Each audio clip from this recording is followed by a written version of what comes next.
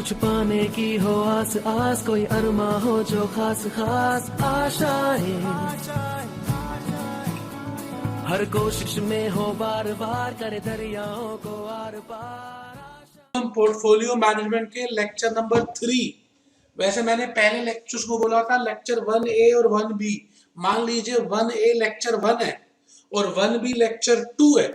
वो 1A 1B से confusion होती है तो मैंने थोड़ा सा चेंज कर दिया। लेक्चर 1A आप देख चुके हैं, उसको लेक्चर 1 मानिए। लेक्चर 1B देख चुके हैं, उसको लेक्चर 2 मानिए। और अब हम लेक्चर नंबर 3 शुरू कर रहे हैं। तो आइए जी, आप सभी एक बार मेरे साथ साथ चैप्टर का नाम दोबारा से लिख लें।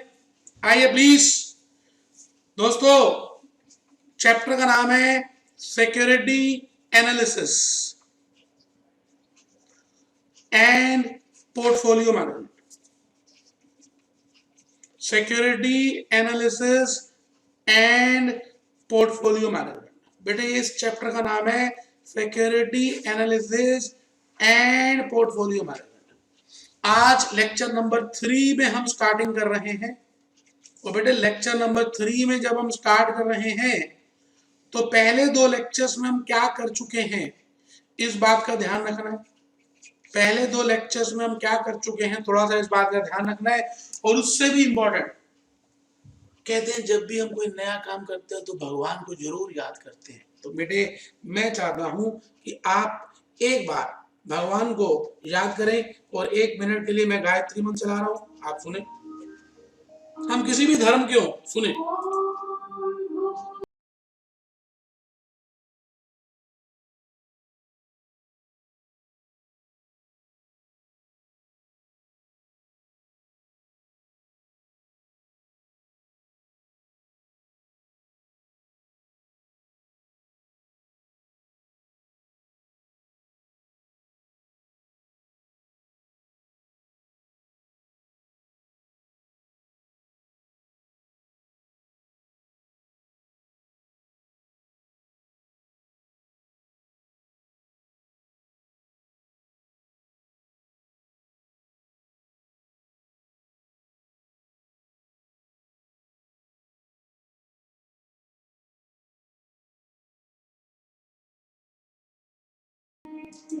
बेटे आप किसी भी धर्म से बिलोंग करते हैं, हिंदू मुस्लिम सिख ईसाई, हम सब हैं भाई भाई।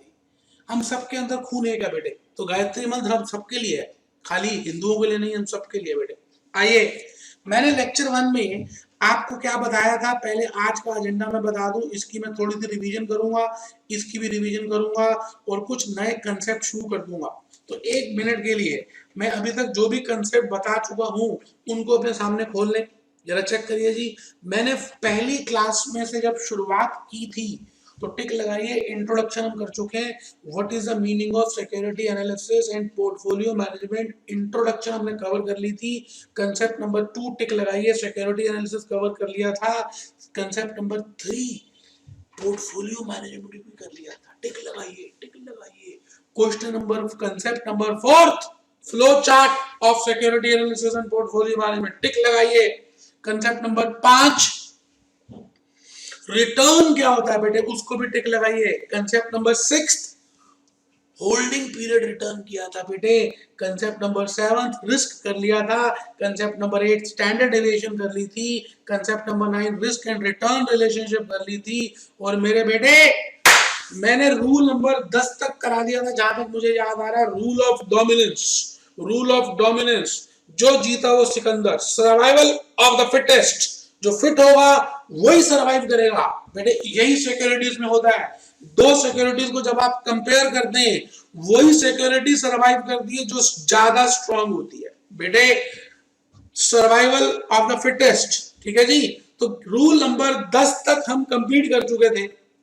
तो पहले मैं 1-2 मिनट लेकर इन पूरे कंसेप्ट को 10 को समझाऊंगा, फिर मैं 11 नंबर से आज शुरू करूंगा अपनी कहानी किस्मत की। और बेटे 11 नंबर से लेकर मुझे ऐसा लगता है कि मैं आज 15-16 तक बता पाऊंगा। 11 से लेकर मैं आज 15-16 तक समझा पाऊंगा, करा पाऊंगा। और मैंने आपको बोला था इकोनॉमिक टाइम्स जरूर अपने पास रखिएगा। तो क्या आपके पास इकोनॉमिक टाइम्स है? क्या आज आप लेकर आए हैं? बेटे जरूर आज मैं कुछ बातें बताऊंगा इकोनॉमिक टाइम्स की। तो चलिए जी, आइए मैं भूपेश आनंद आज एक बार दोबारा पहले आपको थोड़ी सी बातें बता दूं। मैंने कहा जी इस दुनिया में जो भी कुछ होता है उसमें दो बातें बड़ी प्रीशियस हैं। एक बात है रिटर्न और दूसरी बात है रिस्क। बेटा रिटर्न और रिस्क का डायरेक्ट रिलेशनशिप है, डायरेक्ट प्रेम है। और बेटे ये इंडिपेंडेंट फैक्टर है और बेटे ये डिपेंडेंट फैक्टर है। इसका मतलब आप जब सीएस कर रहे हैं तो आप रिस्क बहुत ले रहे हैं, क्योंकि बीकॉम पास के कंपैरेटिवली तो इसमें रिस्क ज्यादा है, हाई रिस्क ले रहे हैं। तो जब हाई रिस्क ले रहे हैं तो रिटर्न भी तो हाई होगा। बीकॉम पास को जॉब में मिलेंगे 15,000 रुपए महीना और आपको मिलेंगे 50,000 रुपए महीना, तो रिटर्न भी तो ज्यादा मिलेगा, आप रिस्क भी तो ज्यादा ले रहे हो। इसका मतलब डायरेक्ट रिलेशनशिप है। Higher the risk high will be the return, higher the risk high will be the return, lower the risk low will be the return. तो बेटे मैं आपसे यही बात कहना चाह रहा हूं, मैं आपसे कहना चाह रहा हूं कि हमने रिटर्न और रिस्क को सीखा। और रिटर्न कितने प्रकार के होते हैं ये सीख लिया। कितने प्रकार के होते हैं, how many types of returns are there and how many types of risks are there, बेटे ये भी सीख लिया। और बेटे उसके साथ साथ हम किस तरह से कैलकुलेट करते हैं, हाउ टू कैलकुलेट, हम इसको किस तरह से कैलकुलेट करेंगे ये भी बताया मैंने। एचबीआर का फॉर्मूला बताया, एनुअल रिटर्न का फॉर्मूला बताया, एवरेज रिटर्न का फॉर्मूला बताया, ज्योमेट्रिक मीन का फॉर्मूला बताया, एक्सपेक्टेड रिटर्न का फॉर्मूला बताया। बेटे सारी चीजें बताई। फिर मैंने कहा रिस्क अलग अलग प्रकार के होते हैं, जैसे मैंने कहा पोर्टफोलियो रिस्क, मैंने कहा टेक्नोलॉजिकल रिस्क, मैंने कहा पॉलिटिकल रिस्क, मैंने कहा इकोनॉमिकल रिस्क। और हमने रिस्क में बात की थी बेटे एक टूल की। तो मैंने आने वाली पिछली क्लासेस में एक तो आपको बताया था मेजर्स ऑफ सेंट्रल टेंडेंसी। बेटे इसमें हमने बात करी थी, फाउंडेशन में आपने पढ़ा था जब mean, median, mode, central value की बातें की थी, एवरेज की बातें की थी। और फिर जब आप बड़े हो गए थे तो आपने एक चैप्टर किया था, उसका नाम था मेजर्स ऑफ डिस्पर्जन।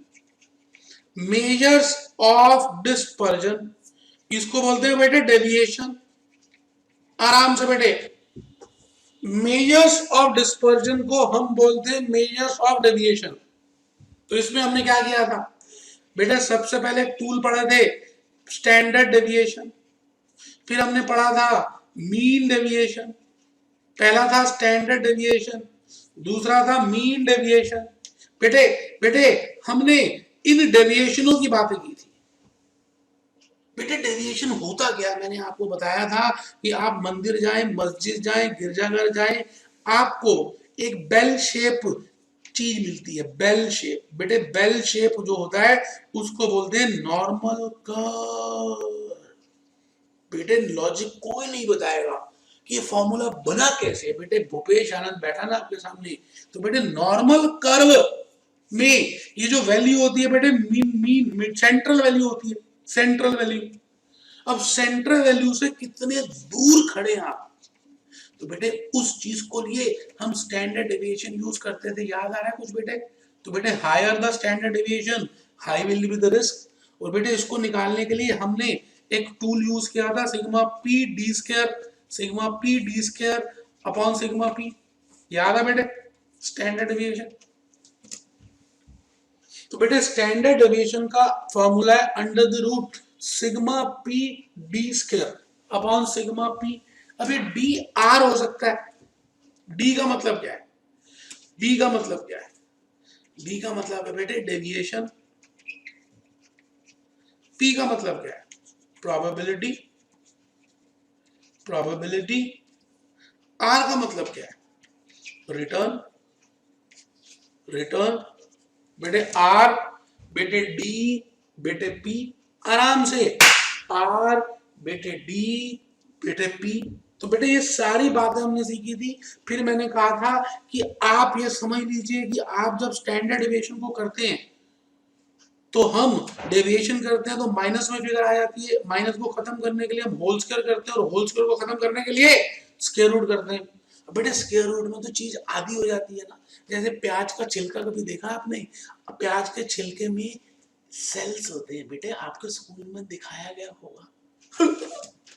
बेटे नॉर्मल आंखों से नहीं दिखता प्याज का छिलके के सेल, उसको माइक्रोस्कोप के नीचे रखना पड़ता है।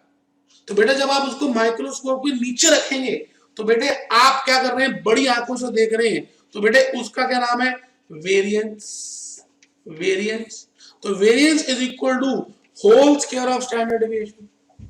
बेटे variance is equal to whole square of standard deviation. तो बेटे नेचर वही होता है, लेकिन उसको हम विकराल रूप में देखते हैं, जैसे हनुमान जी का विकराल रूप था, बड़े रूप में आ जाते थे। अष्ट सिद्धि नौ निधि के दाता, अष्ट सिद्धि नौ निधि के दाता हनुमान जी, कभी तो छोटे हो जाते थे कभी बड़े हो जाते थे तो हनुमान जी। वेरिएंस क्या है? मैंने कहा वेरिएंस स्टैंडर्ड डेविएशन का होल स्क्वायर है बेटे।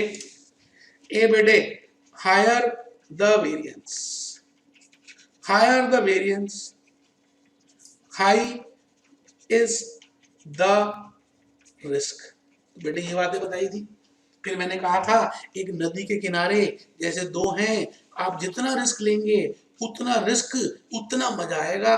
कुछ लोग नहाते हैं बेटे, कुछ तो तैरते हैं, तैरना, कुछ चेन पकड़कर नहाते हैं गंगा जी में, कुछ सीढ़ियों में ही नहा लेते हैं। बेटे अब डिपेंड करता है कि आप कितना रिस्क लेना चाहते हैं। अगर आप सीढ़ियों में ही नहा रहे हैं तो जैसे घर में कार्यक्रम है वैसे नहा रहे हैं तो बेटा मजा कम आएगा। गंगा जी के द्वार भी गए और सीढ़ियों में बैठ के नहाए, और या चेन लगाई होती है उन्होंने, चेन पकड़ के नहाए, हर हर गंगे हर हर गंगे हर हर गंगे। और या बेटे तैरे, तैरे तो बेटे ज्यादा मजा तो तैरने में ही आता है ना, तो इसका मतलब रिस्क जब ज्यादा होगा तो रिटर्न भी तो ज्यादा होगा। तो बेटे मैंने ये बातें बताई थी, और फिर एक बात बताई थी, रूल ऑफ डोमिनेंस। बेटे रूल ऑफ डोमिनेंस क्या होता है? मैंने कहा था survival of the fittest. Survival of the fittest, survive वही करेगा जो फिट होगा। इसका मतलब जब मैं एक पोटली में दो सिक्योरिटीज रखूं, एक एक्स की एक वाई की, और इन दोनों को कंपेयर करूं, तो बेटे मैं उसी को सिलेक्ट करूंगा जिसका हाई रिटर्न होगा with low risk, return high होगा और रिस्क कम होगा। तो बेटे मैं आपको यही कहने जा रहा हूं, रूल ऑफ डोमिनेंस। चार रूल्स बताए थे, याद है? अनडिसाइडेड केस भी था, और मैंने क्वेश्चन नंबर कौन सा कर दिया था, मुझे याद आ रहा है जी 10वां नंबर कर भी दिया था। इसका भी दूसरा पार्ट हम करेंगे। तो पहले बताइए जी, एक बार रिपीट करता हूं। पहला क्वेश्चन कर लिया? हाँ कर लिया। दूसरा कर लिया? हाँ कर लिया। थर्ड क्वेश्चन एक बार चेक कर लीजिए, क्वेश्चन 3 कर लिया। Kareena Kapoor has purchase a bond. अब ये बॉन्ड के लिए प्राइस ऑफ 800 रुपए का खरीदा करीना कपूर ने, with a coupon payment of interest 150 रुपए, फॉर ₹1000, 1000 रुपए के लिए। What is holding period return? HPR क्या है बेटे?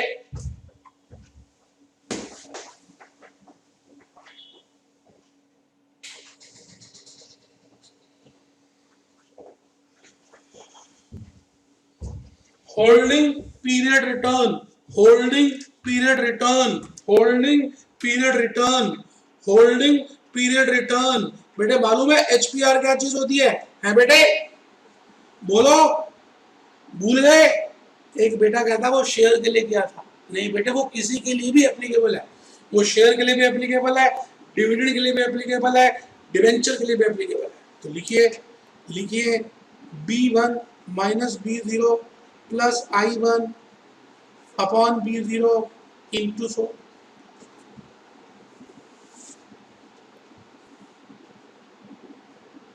तो बेटे 1000 का बेच दिया, 800 का खरीदा था, प्लस इंटरेस्ट 150 रुपए अपॉन 800 इंटू 100। तो बेटे रिटर्न देख लीजिए, 200 प्लस 150 अपॉन 800 इंटू 100, ये आ गया जी 43.75%। ये आ गया बेटे 43.75।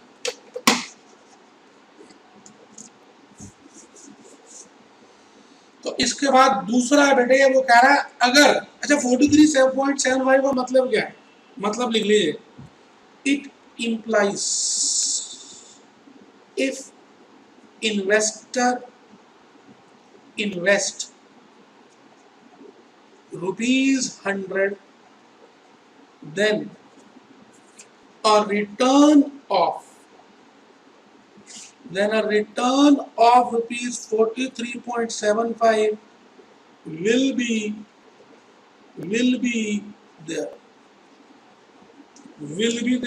आराम से बेटे,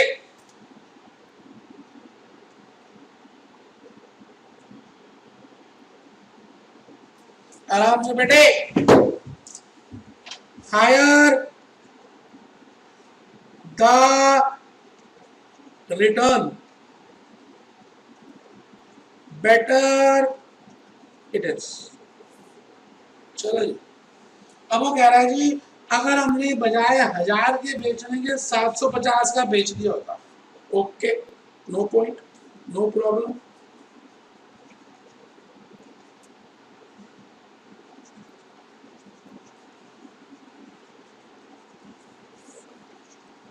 लो बेटा,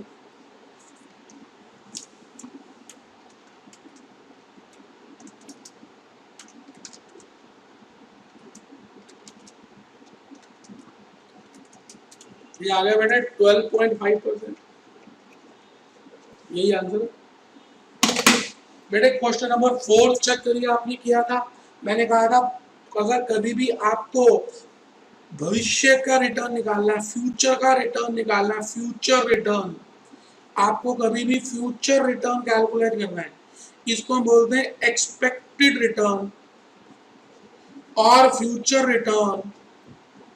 तो बेटे इसको निकालने के लिए एक कंडीशन है, कंडीशन नंबर 1 ये है, क्या क्या probabilities must be specified in the question।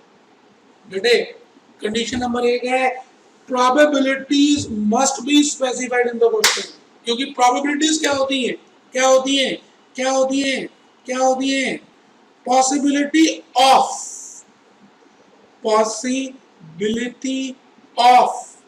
occurrence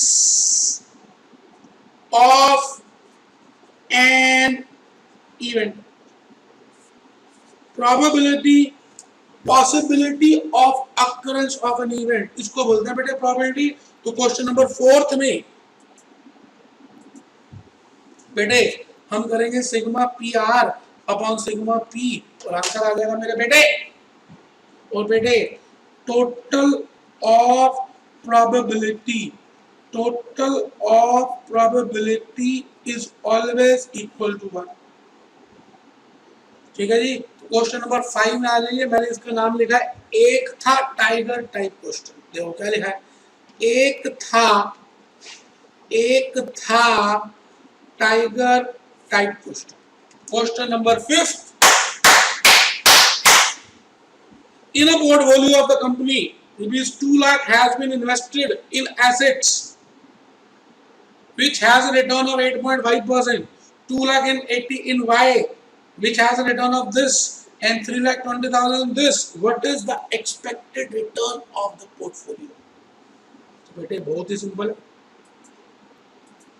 तो मैं आपसे कह रहा हूं क्वेश्चन नंबर 5, बेटे एक पोर्टली है, इसमें x, y और z के एसेट्स हैं, और इस पोर्टली में आप चेक करिए 2 और 2 4 और 3 7 और 1 8 लाख रुपए इन्वेस्टेड है, जिसमें 2 लाख रुपए एक्स के हैं, 2,80,000 वाई के हैं और 3,20,000 जेड के हैं। आराम से बैठे, 3,20,000 जेड के हैं। चेक कर लीजिए, टोटल करिए। 2 लाख, 280, 320, 8 लाख। अब आप चेक करिए जी, एक्स का जो रिटर्न है 8.5% है, वाई का रिटर्न जो है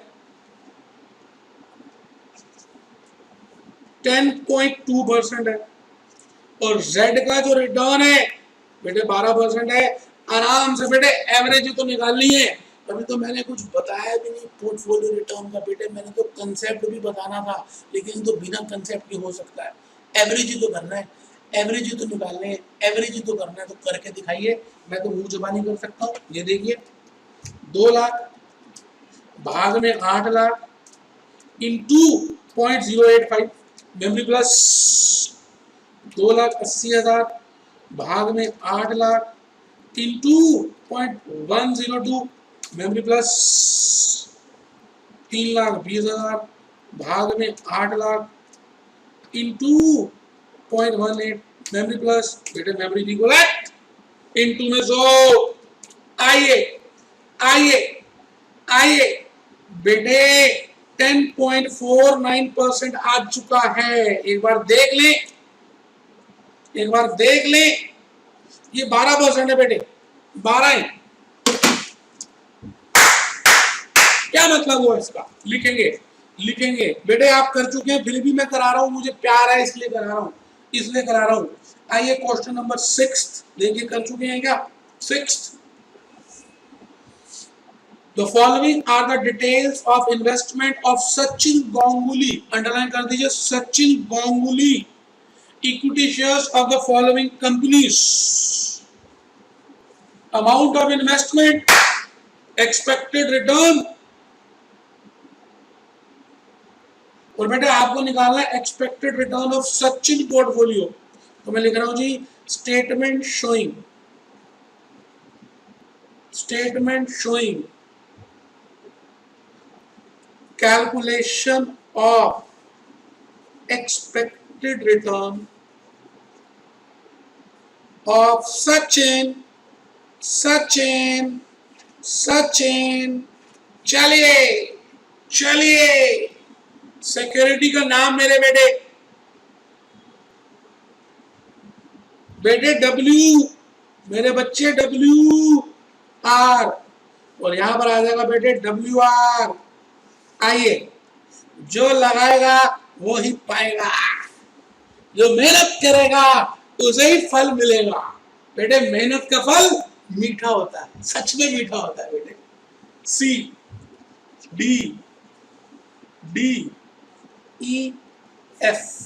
बेटे टोटल लगाए हैं 3 और 3 6 4 10 10 और 11 और 2 13 लाख लगाए बेटे टोटल 13।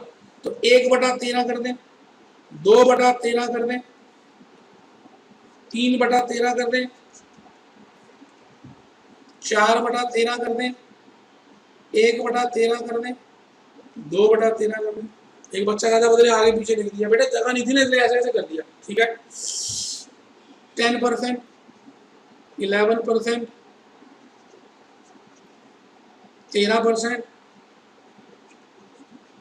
14%, 18%, 20%। लो बेटे ये आ गया जी सिग्मा WR। आराम से बेटे, कोई जल्दबाजी है ही नहीं।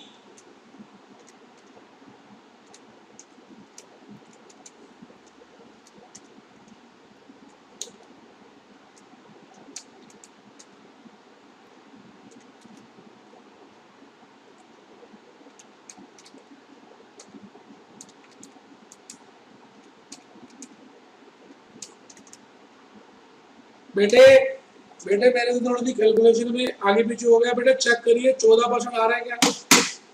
मैंने आपके सामने टोटल कर दिया बेटे,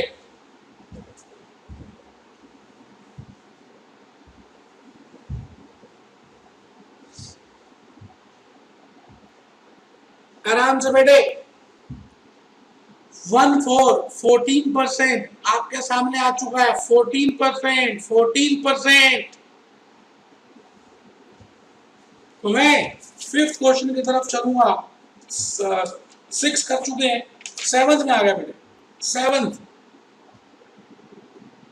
फिर 8th, फिर 9th।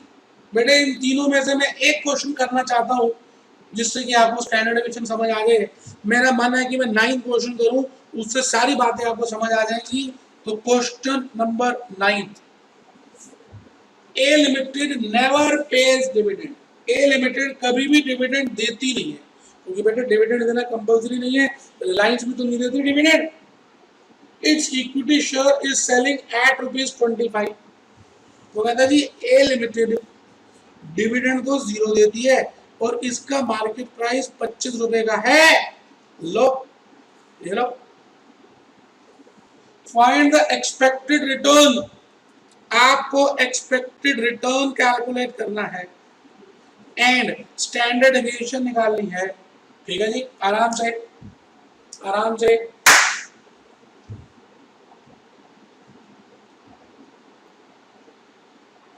वैसे तो मैंने पूरा सॉल्व भी कर दिया, आप अगर ध्यान से देखें तो मैंने पूरी सॉल्यूशन दे दी है नीचे नीचे। तो मैं ये बताना चाह रहा हूं कि सबसे पहले तो आपको रिटर्न कैलकुलेट करना ना, क्योंकि मुझे एक्सपेक्टेड रिटर्न चाहिए। तो मुझे रिटर्न पता